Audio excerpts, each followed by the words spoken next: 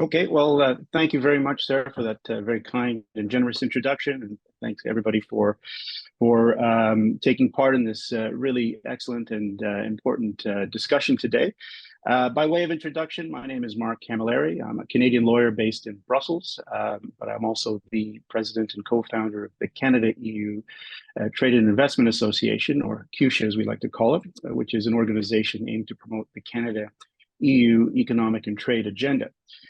So I'm really here to talk about that relationship, and specifically the Canada-EU strategic partnership on raw materials, and really discuss whether that could be a model that could be used for future EU partnerships.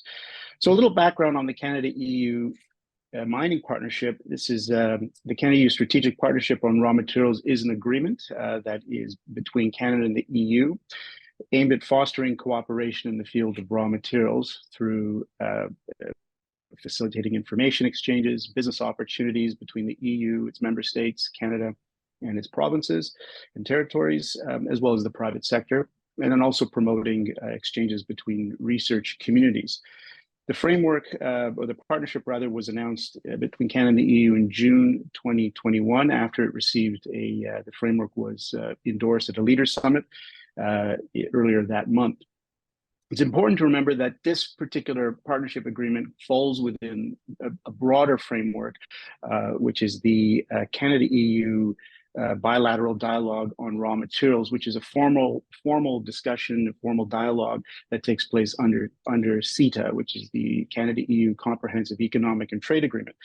It falls under 25.4 for CETA for those of you that want to take a look, and that's a dialogue that takes place more or less annually. It's a more formal dialogue.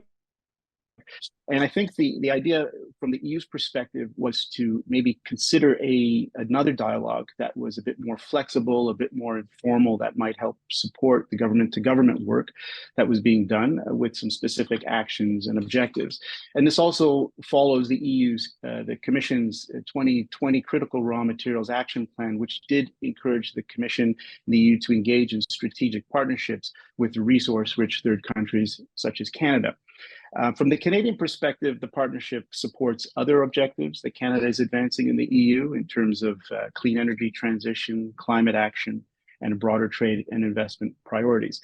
But it's still important to bear this in mind that it's backtracked. This partnership is backtracked by under the CETA dialogue. It's important because CETA is a trade agreement, and as such, it provides a legal structure that can really backstop a more ambitious partnership on critical raw materials and others, which is a non-legally binding political framework. So with that in mind, we can talk about the partnership itself. Its overall objectives is to advance the value, security, and sustainability of trade and investment into the critical minerals and metals needed for the transition to a clean and digital economy. There are three areas of collaboration. The first is on the integration of Canada-EU raw materials value chains. The second is on science, technology, and innovation collaboration. And the third is on ESG criteria and standards. Over time, there have been some specific action plans that put in place, for example, strengthening the business opportunities for Canadian and EU businesses, closer cooperation in research and innovation, as well as more cooperation in international fora on ESG standards. So is this working?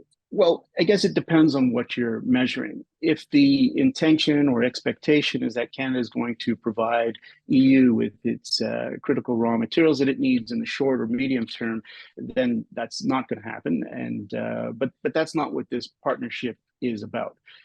It's from a perspective of de-risking and redesigning the critical minerals value chains, which is what we're talking about here. I'd say it's doing very well. So just to give some examples in terms of the integration of the Canada-EU raw materials value chains, The key outcomes of this partnership really has been to make connections between mining and processing companies, let's say, with investors. So a matchmaking role between Canada and for the Canada and the EU.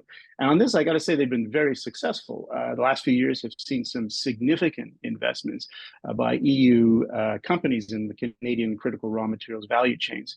To give some examples and some of the highlights, BASF's investment in Quebec for battery materials and recycling in 2022, Volkswagen's investment in a EV battery gigafactory in St. Thomas, Ontario, Umicore's installation of an electric vehicle battery manufacturing facility in Loyalist, Ontario, again in 2022.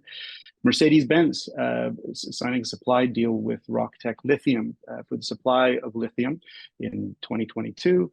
And most recently, Northvolt's proposed investment in Quebec for a battery cell manufacturing facility and a battery recycling operation. So not a bad track record as far as matchmaking goes. Of course, whether these investments were a direct result of the partnership, is perhaps questionable. But this type of partnership with this type of focus certainly helps. It facilitates these meetings, it supports them, and my hope is that it will also serve as a vehicle to leverage them to get further investment in that space. In terms of science, technology, and innovation, it's still relatively early days on this front, but of course, with Canada joining the Horizon Europe, there's a lot of interest on that from both sides. And of course, I could see a lot more taking place on that. And of course, it's going to be needed to help, support the big investments that I just named as well, because technologies are changing as we've heard today, and we need to think about how we're going to invest in the future as well. And thirdly, environmental, social, and governance criteria and standards. I understand there's a lot of work being done in this particular space in the international fora that Canada and the EU are members of, are both involved in. For example, the G7, the G20, Conference on Critical Materials and Metals, the International Energy Critical Minerals Working Party. So this is very important work. And, again, if we want to ensure a integration of supply chains, it's can't just be between Canada and the EU. We need to think more globally. And so this work is going to be even more important as we go forward. So, as a tool for de-risking, I'd say it's doing very well, but potentially could do even more, which we can get into a little bit later. Is this a model that can be replicated for other countries? Well, the Canada-EU relationship is a unique one, and it's going to be difficult to replicate it exactly as such. There's a long history of cooperation between Canada and the EU, particularly on the regulatory cooperation side. Both are members of the OECD and engage in similar international fora. And as I've said before, it's backed by a legally binding CETA, which helps it, again, backstop this kind of ambition. But, the EU is using this model in third countries. It has gone on to establish other similar partnerships in other countries, Argentina, Chile, the DRC, Greenland, Kazakhstan, Namibia, Norway, Rwanda, Ukraine, and Zambia. They're often a variation on similar themes, but again, the DNA in terms of what's inside these agreements is pretty much there. So it is being used. It's also been a model for Canada and EU member states as well. So Canada has been approached by other EU member states to engage in a similar type of partnership. We have, for example, the Canada-France dialogue on critical minerals, as well as the Canada-Germany energy partnership. So again, there are these other agreements even taking place on Canada and the member state level, but I think Canada does see the EU partnership as being the overarching mechanism. From my perspective, again, I look at the Canada-EU relationship more broadly. I think this is also a model for other areas of Canada-EU cooperation as well. Again, because CETA does provide that certainty, it's an example of what a cooperation in a particular sector can be achieved, and in terms of ambitions. And so I'd like to see it also exported within the broader Canada-EU relationship. So maybe I'll just stop that discussion now and take any questions that you have. Fantastic. Thank you very, very much, Mark. I shall join you in our little virtual platform that we have here. And we've heard a lot about some of the ambitions, perhaps, that the EU has at the moment, a lot of which is around the sourcing of those raw materials. Canada, of course, being a very big producing nation of all of this. I guess you've got that direction in terms of the flow of materials. From your perspective, do you think that, what is the EU expecting from this partnership? And to be provocative, are they expecting too much? Well, look, I think at the end of the day, the EU, as I said, Canada does produce minerals, as you have said. But as I've said as well, if the idea is to increase that mineral supply, overnight, that's simply not going to happen. Not, at least not in the short or medium term.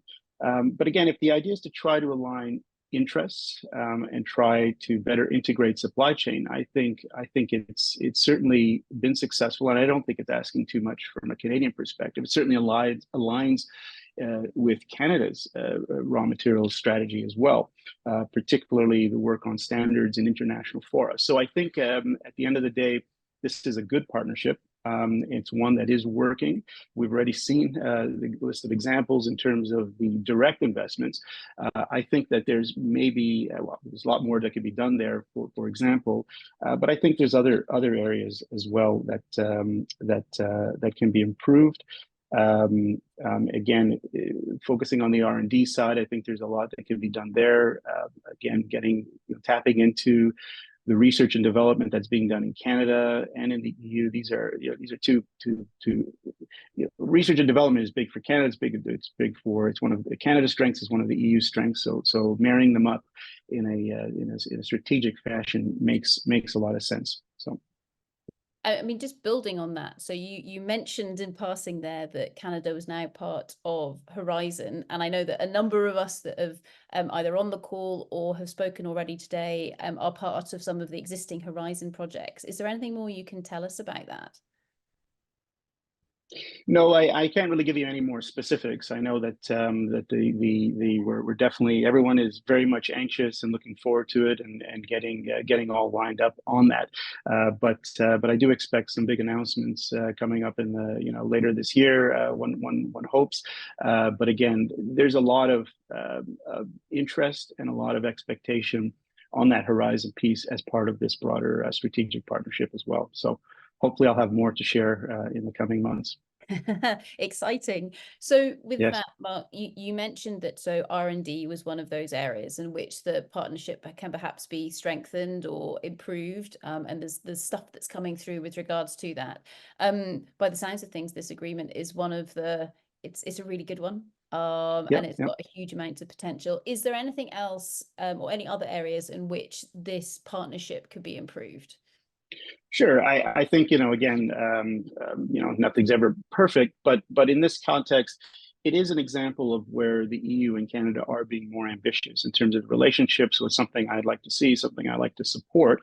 But I do think there are other areas, I mean, the focus on direct investment is important, but maybe, not necessarily an end in it itself. There are other areas, for example, where Canada has a certain expertise and knowledge and history that can also be used, leveraged, shall we say, as part of that relationship. Under the Critical Raw Materials Act that the EU has passed, there's a lot of ambition in terms of building up domestic capacity in the critical raw material space, both mining, recycling, and processing as well. But there's going to be a big need within the EU and on the national and the member state level to build up their administration to help support this. And I think there are opportunities where Canada can help on that capacity building, for example, because there is this trust with this long relationship of cooperation. There is this trust, so there's a lot that can be done there that Canada can provide in terms of capacity building at the member state level. There is a big ambition for extraction in the EU itself, 10% on the CRMA. In order to meet that, there's going to need to be a lot more geological surveying and exploration. One could see an opportunity to try to encourage Canadian explorers to come into the EU and start looking at that as being a viable market for them as well. So that's another area where Canada is exceptional at, and more can be done for that. And I think the area of permitting could be another area where we could get into a bit more interest. The Critical Raw Materials Act provides a very interesting framework for trying to speed up the permitting process, streamline it for strategic projects. That's a model that maybe Canada can look at as well. So there's lessons to be learned on that side as well, because permitting is an issue not just in the European Union, but also in Canada as well, and other countries. So working together to help fix that or address those issues could certainly be looked at as well. And then I would just also say that, again, engagement in third countries would also be an area as well. So again, they're doing that in terms of international fora and what have you, but also maybe targeting at some of these other countries and working together to help sort of address the needs, not just from a financing perspective, but from an ESG standards perspective, and also from a know-how perspective as well. So, and also access to the Canada and the EU market. Right. So final question for you, Mark, and that just comes back to, do you have any final words on where an organization like CETA, like yourselves, actually fits into, I guess, that broader dialogue? Sure. Well, again, we're sector agnostic, but in the case of critical raw materials or access to critical raw materials, that really goes to the heart of a lot of the issues that Canada and the EU and the wider world are addressing. So it's very much an area of focus for us. CUSHA doesn't have a direct role in this partnership. It's a government-to-government platform. But we can certainly help in terms of amplifying messages, as well as shedding light on some of the important work that's being done, as well as convening other interested stakeholders. I think that the issue of critical raw materials, as we've been hearing, it goes beyond the traditional sector segments, and actually one needs to start taking a broader view of this. And so I think that having a cross-sectoral Canada-EU perspective can also be very interesting as well. We are relatively, the Canada-EU private sector is a relatively small but unique and increasingly important voice, and CUSHA is doing its part to try to aggregate these voices. So awesome, brilliant. Well, thank you very much, Mark. Good luck with everything that is to come, and thank you for joining us today. Round of applause.